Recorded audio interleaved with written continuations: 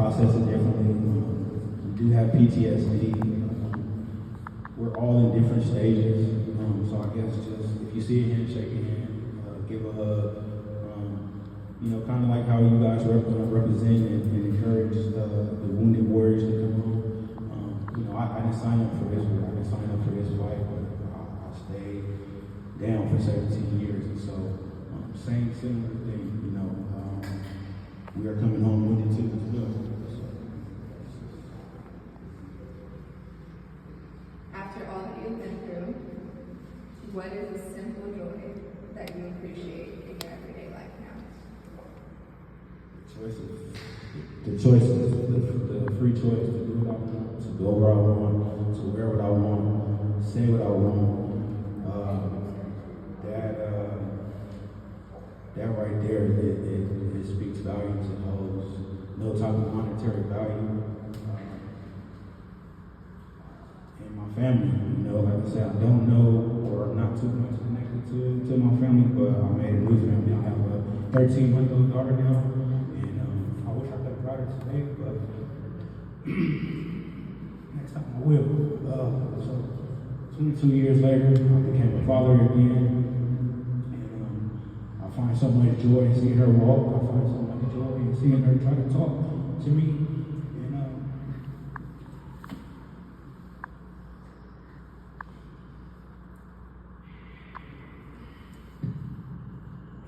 Just my new family. And you love the water. How is your boat right now? Yeah, love the water. I had a chance to go to Hawaii. I prayed in the water for her. And so I got a connection. The waves come in and bring problems and take them away. So I just think that the connection to the water is something that I try to find too. I don't know. Sorry. Thank you so much, Zab, for being vulnerable, for telling your story. I think I'm not alone when I say that you're an incredible human, an amazing father, an amazing partner. We're privileged to know you. And I think everybody probably feels privileged to have heard Zab speak today. So thank you. And thank you all for listening and being a great audience. We want to open it up to questions now. If anybody has a question, raise your hand, stand up, whatever it may be. Yeah, go ahead. Hi, Zab. My name is Christine Stevens. I'm from New York City. I wanted to thank you for being here today. I feel your pain, but I wanted to congratulate you for your new life. I'm sorry for your loss, for your daughter, and I'm sorry for the injustice. I wanted to know where your parents there for you, did you have support from your family while you were incarcerated, and I don't know what you're doing now. So, 17 years is a long time to watch a Ferris wheel go around and around and around. My family stayed around as long as they could. I went without seeing my mom for 10 whole years.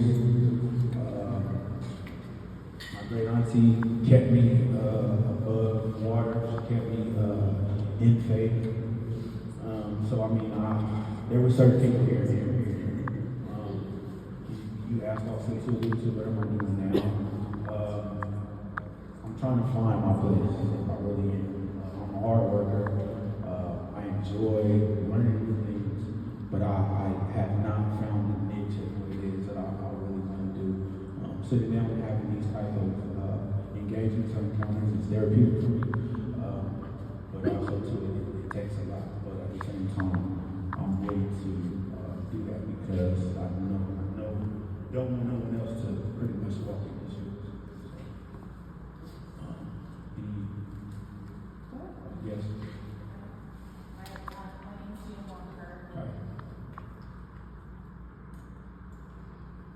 Your story is so touching.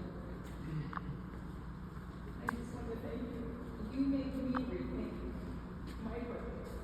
In fact, I didn't live with this for so long, sorry I didn't mean to do this. But my question to you was, have you ever thought that you speak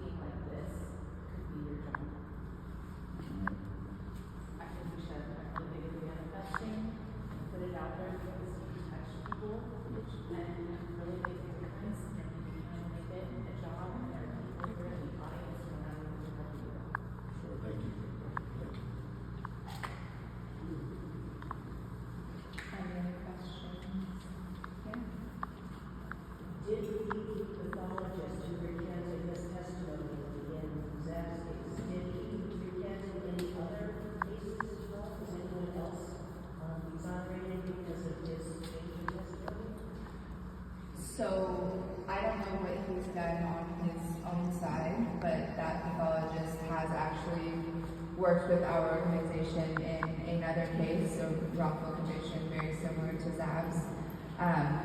Zab's case, like it was on his slide, Zab's case was kind of an inspiration for our project taking on a larger scale case to identify wrongful shaken baby syndrome abusive head trauma cases.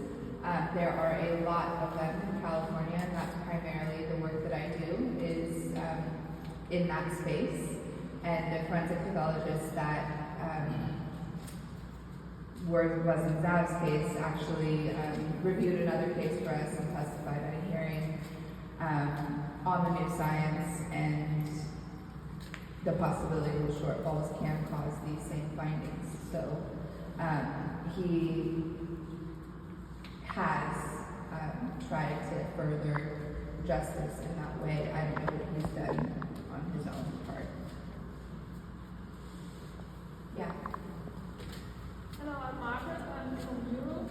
I wonder if your impressive work, also your great operations, if you also cooperate internationally, and what is your feeling about the future of the current situation?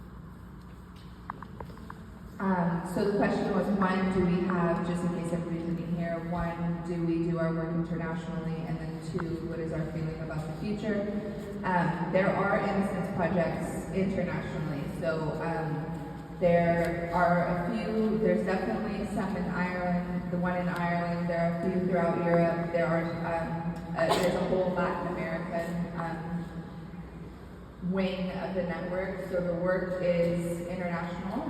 We have listservs that kind of connect all of the Innocence Network organizations from here to Japan, which is really amazing. In terms of the future, without getting too far into the political landscape, I think that the future is tenuous. I think that we could have some unprecedented times, and I think that really coming together and recognizing what our values are, and that we should be people that we should value equity and we should value empathy and recognizing people as human beings. I think that should be at the core of everything that we do and think of. So the future definitely feels uncertain, but I think if we have to hold those values dear. Oh yeah, I just want to add, so I think the work is going to continue to be done until there's no one like me coming home, and I just hope that is soon. That's right, Sal. The marathon continues, like Nancy said. Go ahead, question. My name is Molly Strickland. My father was also accused of armed robbery. I spent 6 years in jail. I spent many Christmases in prison or in jail visiting him. It was hard. But he was eventually free, but he was extremely bitter when he left prison, which is rightfully so. And so I just want to know, what would you tell other exonerated people? How would you help them find joy? Like, how did you find joy after you were released? So my PTSD, the highs are high and the lows are lows. I get angry as well, I get frustrated, I get disappointed. But I guess my purpose and what I find is my family. And just realizing and understanding that I have someone to look after, I have someone to pour into, and I can't pour into them being broken. So I want to have my cup as full as I can to be able to, like I say, pour into my daughter and my family that's around me.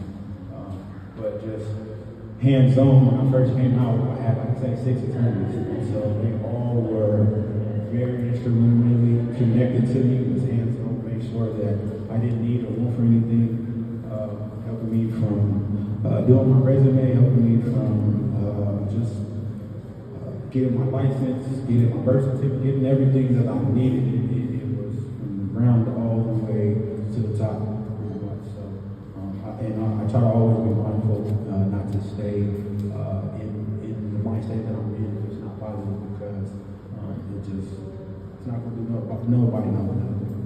Yeah, they already stole so much from you, right? Don't let them steal your happiness or continue to be bitter. That's right. Thank you for sharing that also. I'm sorry for that experience for both of you. Well, first of all, I'm curious, while you were in Christ,